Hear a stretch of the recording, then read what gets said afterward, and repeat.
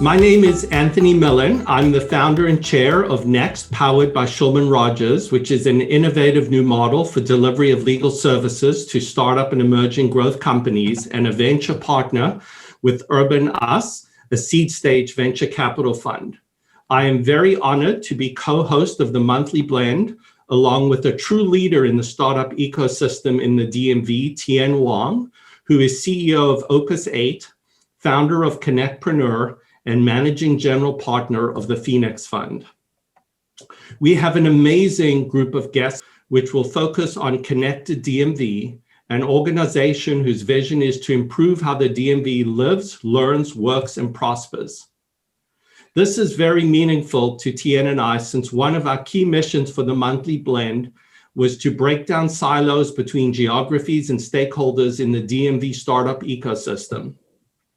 With us today, we have four leaders of the Connected DMV team. We have Stu Solomon, President and CEO, Sarah Bauder, Vice President of Development, George Thomas, Vice President of Innovation and Strategic Initiatives, and Matt Erskine, Chief Strategy Officer. I would like to now start by asking each guest, starting with Stu, followed by Sarah, George, and then Matt, to please introduce themselves, provide a description of their background, role at Connected DMV, and to tell us something about Connected DMV. So I'll hand it over to you, Stu. Thanks, Anthony, and thank you both for what you do to get the word out about the startup environment and innovation in our region. It's such an important thing and an area where we need lots of collaboration and growth. So very much appreciate you having us today. Again, Stu Solomon, I'm CEO of Connected DMV. And, you know, I spent my career at a company called Accenture and over 30 years there. And so I come out of industry.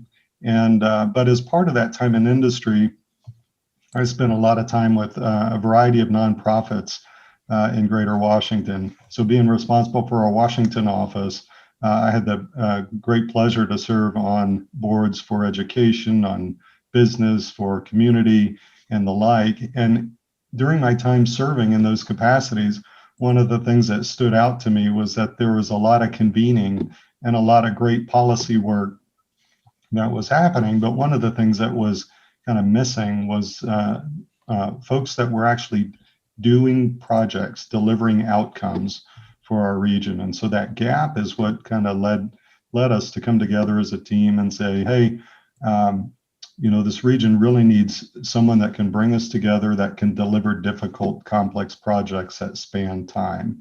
So that's really what brought us together and what formed the vision. You know, we're a cross-sector organization, so we work across industry, academia, government, and community.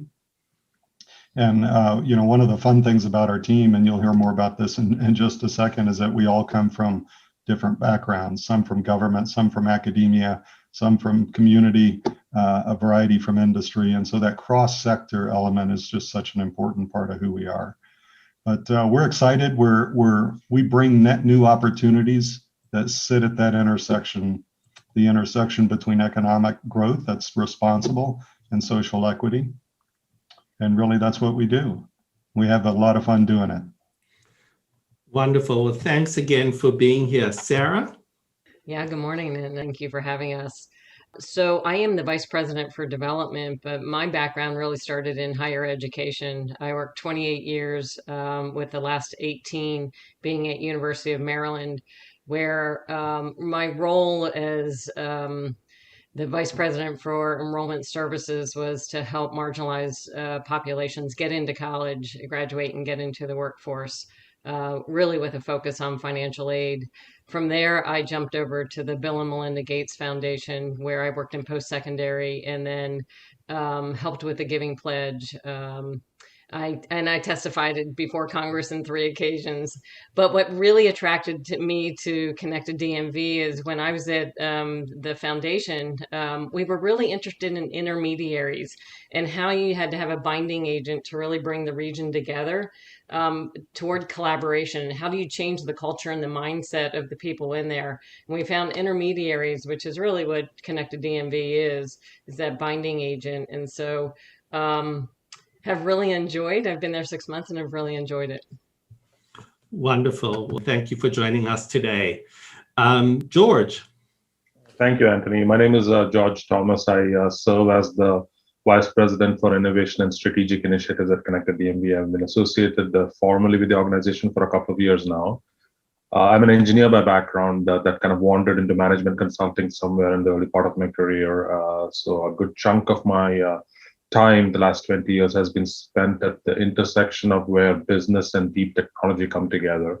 The first half of my kind of professional career, as it were, was spent in consulting in what became IBM's practice, and did the usual stuff. Most of my work was spent in government and higher education and doing complex big projects there.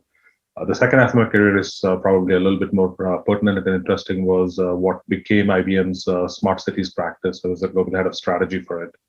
And then I ran the business based out of Beijing, China, for all of East Asia, for what became a lot of smart cities, which when we started out was very broad, but eventually ended up becoming, tangible assets on where you could use digital deep technology engineering to kind of move the needle on big problems and big questions you've always had, but never really had the data or the decision support to kind of go address.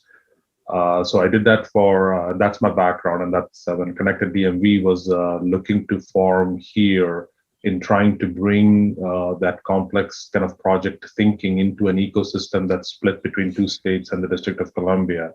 It was just meaty and challenging enough to kind of get involved and try to figure out what it is. And within that space, most of my background has been spent on finding entrepreneurs, figuring out where that comes in. A lot of the innovation that needs to happen, having an idea and an IP that's built in a lab or in a garage somewhere is great to get started. But to really make tangible difference, it needs a network to thrive and grow. And building those out has been a big passion of mine for many, many years. Really pleased to be here to join this discussion and this conversation. Wonderful. Thank you. And Matt? Great. Good morning, Anthony and Tien. Thank you very much for this opportunity. Delighted to be part of this monthly blend. I'm Matt Erskine. I'm the Chief Strategy Officer for Connected DMV, and my background is both public and private industry and public service. And within public service, I've worked in mainly, my passion has been regional prosperity and growth, regional economic development at really all three levels: federal, state, and local. So I served in the Department of Commerce as the head of the U.S. Economic Development Administration. And I also worked in the Commonwealth of Virginia as the Deputy Secretary of Commerce and Trade, focused very much on helping the regions across the Commonwealth prosper and create sustainable and equitable growth. And also worked in Greater Washington I led the Greater Washington Initiative, which was the public-private regional economic development organization, which is when I first met Stu Solomon. And so my passion really is around how we build sustainable, equitable regional prosperity, regional development, regional growth, and how we bring the partnerships necessary, the cross-sector partnerships. And that's what attracted me to Connected DMV, really the first co-equal multi-sector regional organization for Greater Washington. Wonderful organizations on a regional basis we have here in the DMV, but Connected DMV really represents two unique and I think differentiating missions. Number one, true multi-sector, true cross-sector industry, government, community, academia, and really the first to explicitly put as its two intertwined objectives, regional renewal and growth, as well as a social equity. It's really the first time that that's been explicitly laid out, and I know we'll get into more of that. So very delighted to be here and look forward to the discussion. Terrific. Thank you so much, Matt. And thank you all for joining us today. We're thrilled to have you. As Anthony had said earlier, part of the goal of the monthly blend is to break down silos. In fact, I think when we were coming up with names for the video podcast, one of the ideas was, quote, silo smashers, believe it or not. So, because we all have lived in DC for a couple decades here, and I think we're notorious, right, DMV, for having, we have 3 states, we have half a dozen big counties, half a dozen cities, municipalities, we have major research institutions and government installations in all 3 jurisdictions, 3 big airports. I guess the first question I have for all of you, maybe Stu, you can kick off the conversation here, but what has been the most significant impact that you guys have had in breaking down the silos to connect District of Columbia with Maryland and with Virginia as a regional force?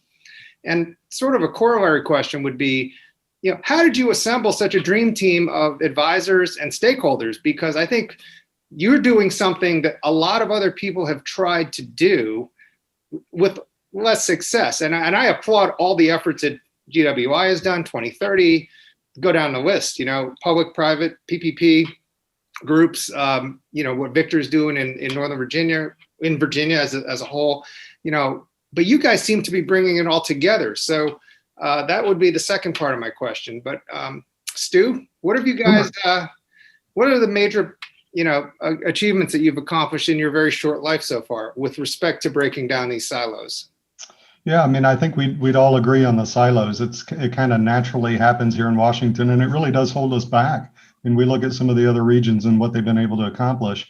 And while they might be dominated by one central locale, it's the same basic issue. Yet we tend to have an awful lot of silos here in Greater Washington, and it hinders opportunity. We really believe that.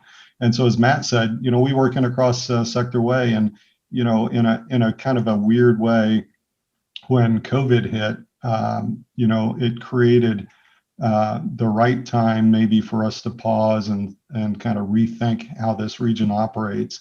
And so while I would say our team has been like-minded and silo busting since the inception, when COVID hit, we kind of did a pivot from a lot of the areas around Smart City with George and said, hey, a lot of those apply, but we need to rethink how our society and an economy works here in Greater Washington.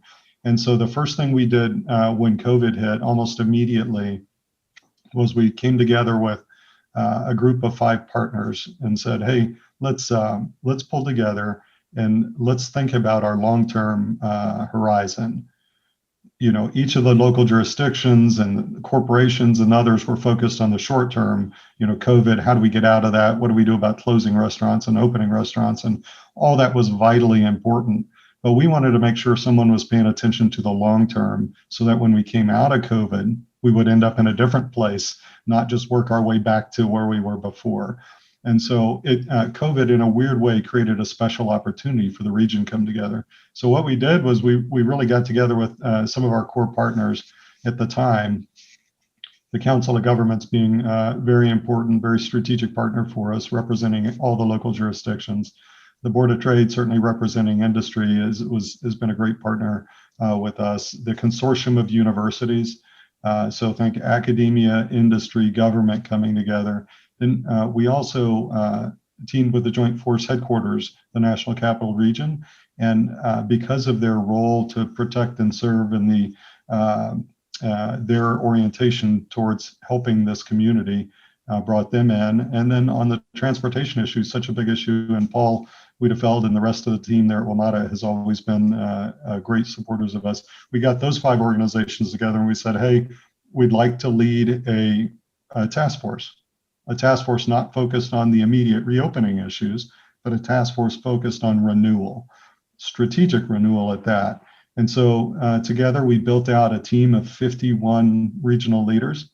And from the outset, at Connected DMV, we said it's really important that all 4 sectors be represented and all 4 sectors be treated as co-equals.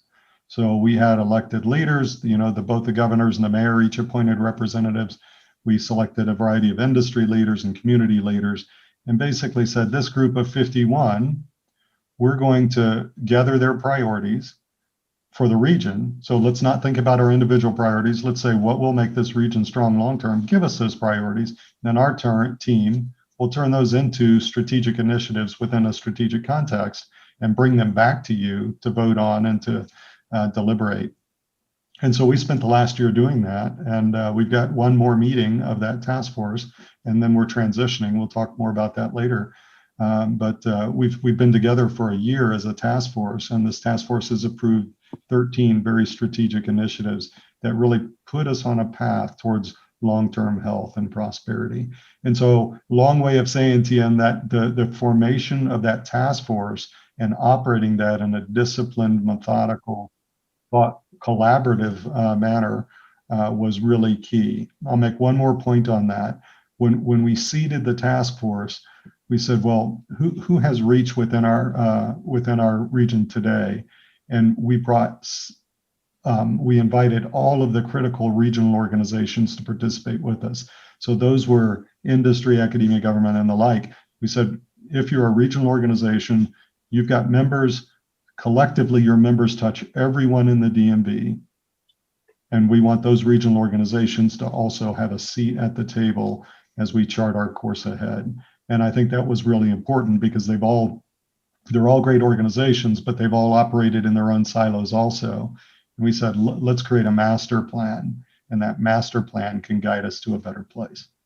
That's a great, I want to segue to Matt real quick, because you talk about this master plan and the strategy, and what I'm hearing from you is you stayed away from certain things, like credit and money, and you focused on sort of big things like smart cities, which I'd like to hear from George about as well. But Matt, from a strategic standpoint, is that what you guys did? Or are you picking and choosing the areas that are sort of low-hanging fruit from a sense of, these sort of embedded silos that we have? You're sort of dancing around that a little bit? What I would say is that we have been very deliberate, and to add on to, I think, what Stu said, is we wanted to focus on the net new. And I think that's, some of the secret sauce that we have, or the special sauce, which is we're not competitive. And that's, I think, illustrated by the number of other regional organizations that have come forward in a very sustainable partnership and collaboration with us, and see that we are focused on those areas that are net new and where we can actually, to Stu's point, have some tangible deliverables and actually create change in these net new areas. And it's a blend of, I would say, aspirational, but aspirations very much founded in the assets that we have as a region. So, I had I was fortunate when I was at the U.S. Department of Commerce to see across the United States in terms of what successful and not successful regions were doing. And those successful regions, and where I think we're being successful, is focusing on those aspirational net new areas that are deeply rooted in the assets that we have here in the region. So what we're doing is net new, but you can see the direct nexus back to how we've rooted it in evidence and data-based assets that we have in this region. And I would say, look, it's a tough nut to crack. Regionalism, true regional collaboration isn't easy, and I know that you and Anthony have certainly seen this. And we're unique in the United States. 3 states.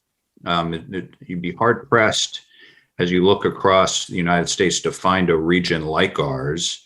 And what makes us even more unique is the fact that we've been dominated for so long by the federal government.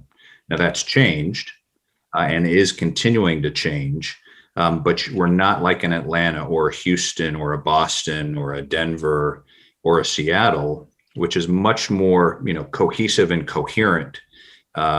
We've got 2-3 very different states, and in terms of knitting that together. And again, going back to, I think, our special sauce, which is through that task force and just through the DNA of Connected DMV, by picking strategic net new initiatives focused on deliverables, I think is key, and has basically been the huge reason why we've been able to bring together in a sustainable way. And it's not pro forma. You've got Victor, you've got David Iannucci from the economic development side coming together in the district. You've got, as Stu said, the consortium, Board of Trade, and they're at the table in a real way. And I think, that was a big reason why I came to Connected DMV and why I think we've been so successful. Got it. And just wanted to get George's take on smart cities, which I know is near and dear to your heart, George. And it is net new, obviously. So the pandemic did have a silver lining from that standpoint. George, any takeaways or highlights you would like to talk about with respect to your initiatives on the smart city side? Sure. Yeah, absolutely. Thank you, Tian. And just to kind of, add a flavor also to what Matt just said. The really interesting part, I'm a student of urbanism, have been for decades. About the metropolitan DC region is, unlike most of the other metros out there, we have a central core that is only 600,000 people. The bulk of the people and the bulk of the economic might in many ways sit in the suburbs, which is contrary to the typical model you see in Toronto, even in New York, New Jersey, Connecticut, which is probably the closest three-state model we have to ourselves, which creates a very interesting dynamic of a table of almost equals with multiple political heads, different ambitions that need to work together to make something happen, versus like a Toronto or a Seattle or even LA, where one entity can make a decision and others kind of have to follow along. Which makes a very unique and interesting blend for us to kind of work through. But it is it is something that provides opportunity. So, I've done kind of smart region, smart cities projects all over the world, from Singapore to Beijing to New York. Part of what becomes interesting is the priorities of what is considered important get taken by the most urbanized core and then gets distributed. So even like the projects that happen at the state level, Virginia had a smart communities kind of project that under the previous governor they conducted. It's like, what is happening in the urban core in Northern Virginia? How can we spread the wealth and the learning from that to the suburban and rural parts of Virginia? So it tends to have this flavor of what's good for the city is then good for everybody else. What at Connected DMV, one of the things that is different about the thinking that goes into it is not to start with that as the base, to start with the base as, across the region, what are the things that the individual jurisdictions, if you want to stick at it from a public sector perspective, can do, but could not do as well if they don't work with others, or could not do as fast if they didn't work with others. And how do we then bring those aspects together to provide growth, to provide sustained growth with equity in mind? So that's really the thread that usually tends to be put at the back burner when you're trying to do regional projects, is trying to map out what happens when what is a priority. So the 13 initiatives that have made it as approved through the task force all have this thread of it's good for multiple factions, facets, silos within the region.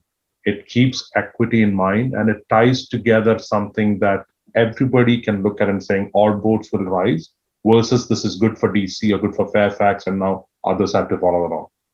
No, it's brilliant how you guys have been able to create the mindset and sort of frame it so that people don't view you as additive and not as a threat. I mean, closing out this segment with Sarah, you're doing development, right? So is there a battle for money? Is there a battle for, attention from various jurisdictions as well as the corporations that are here?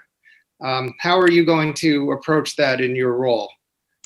Yeah, so I would add two things. First, let me add to the silos, because I think something that's really critical and foundational to Connected DMV is that they got the community involved. And so I would be remiss not to mention that we have solution groups that have 350 to 400 volunteers that are really the foundation and the grassroots effort that bring people together. And many of them may work in Virginia and live in DC or vice versa. And so they have the advantage of helping us to think through what we're doing, what initiatives we're focusing on. In answer to your question, it's always a slog to try to get funding for any initiative, but the value that Connected DMV brings is economy of scale, and rather than putting money into one challenge that perhaps marginalized people or families have, what we can do is take that and spread that across multiple initiatives and uplift marginalized populations for social equity. So, going back to my previous life at the Gates Foundation, we were really interested in the regional approach because you get a return on investment that you don't if you're just focusing on one organization that's doing one deep dive into one specific area. So what I'm doing is really building awareness on what we're doing, which is hard to do. You have to get that word out, and then cultivating those relationships. And what's great is we have this task force and we have these solution groups that when you think about the cascading effect in terms of growing awareness and getting them to put out the message, then you start to get that feedback loop of communication and people are aware of what we're doing. So, and we thank you for this because this will grow awareness as well. Yeah, if I can hop in, Tian, for 1 second here. One of the interesting things on funding also that we discovered is that the regional organizations in particular, they rely on a dues structure, right? Somebody paying monthly dues or annual dues. And we're not interested in that. That's not our model. That's not what we do. And so it was when Matt says we're not competitive with them, we're not fighting for the dues dollar.